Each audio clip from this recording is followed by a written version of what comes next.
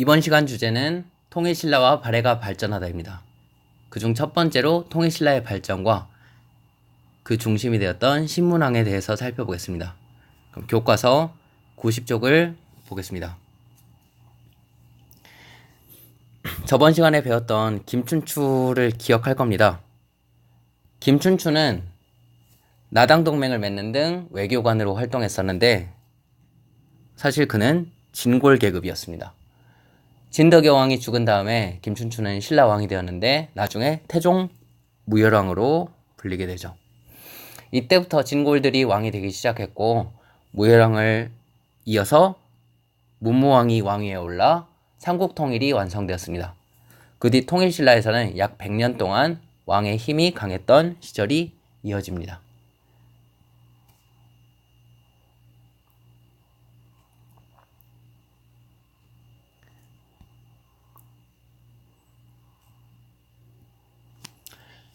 그중 우리가 살펴봐야 할 왕이 신문왕입니다.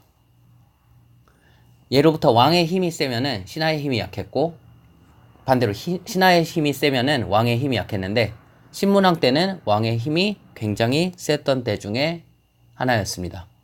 신문왕은 먼저 자기한테 반역을 했었던 자기 장인어른 등 진골 귀족들을 제거했고 또 여러 귀족들의 힘을 약하게 하기 위해서 그들이 가지고 있었던 노급을 없앴습니다. 노급은 관리들의 봉급이란 뜻의 녹, 그리고 마을이란 뜻의 읍으로 왕이 귀족들에게 봉급으로 내려준 마을입니다. 귀족들은 이 노급에서 거둔 세금을 가져가고 또 노급의 사람들에게 일을 시켰다고 합니다. 신문왕 때 이 노급이 없어졌는데 이제는 귀족 대신에 왕이 다스리는 조정이 마을에서 세금을 거두고 귀족 대신 조정이 백성들에게 일을 시키면서 왕의 힘은 더욱 강해졌죠. 신문왕 때와 같이 왕의 힘이 막강해질 때는 왕의 비서기구였던 집사부의 힘이 강해집니다. 반면 진골 귀족들이 이끌던 화백회의는 굉장히 약해졌죠.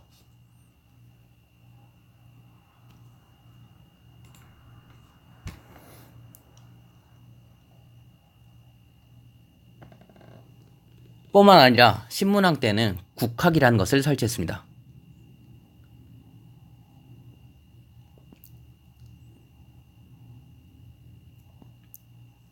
잠시 교과서 94쪽으로 가보겠습니다.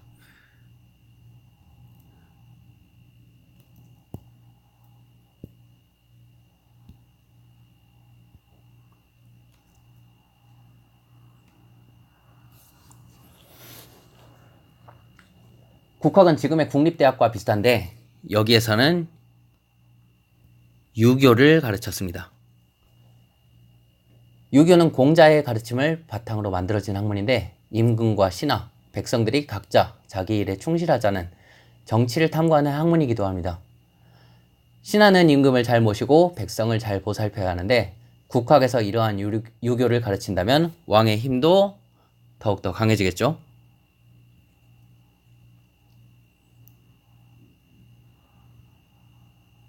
다시 91쪽으로 돌아옵시다. 신라가 삼국을 통일하면서 새롭게 넓어진 땅은 또 이 신문왕 때 크게 다듬어집니다. 일단 신문왕 때도 수도는 여전히 경주였습니다. 그리고 이 수도를 지키는 군대는 9개의 부대들인 구서당이었는데 이 구서당에는 신라 출신 군인들뿐만 아니라 백제, 고구려 출신들도 있었습니다. 그리고 수도가 아닌 각 지방은 9개의 지역들인 구주로 나누어졌습니다. 주 아래에는 군, 그리고 군 아래에는 현이 설치되었었고요. 여기에는 왕이 여러 지방을 다스리는 관리인 지방관을 직접 내려보내 다스렸습니다. 지방관은 왕이 보냈으니까 왕은 주부터 현까지를 관리하게 되는데 또 현 아래에는 촌이 있었다고 합니다. 촌은 지금의 마을이라고 생각하면 좋을 것 같습니다. 이 촌은 지방관이 직접 다스리지 않고 촌에서 가장 실력 있는 사람인 촌주들이 다스렸습니다. 촌주들은 촌을 다스리면서 촌에 살고 있는 모든 사람들과 그들의 재산을 조사했습니다. 그때 촌의 사람들과 재산을 조사한 기록이 지금도 전해지고 있는데 이것이 바로 널리 알려진 통일신라의 촌락문서입니다. 한편 신라는 굉장히 중요한 5도시를 오소경으로 만들었는데 나라한 땅에 골고루 설치돼서 각 지방을 다스리고 또 감시하고자 했습니다. 지금의 광주광역시가 전라남도와 분리되어 있는 것처럼 오소경도 구주와는 구역이 달랐다고 합니다.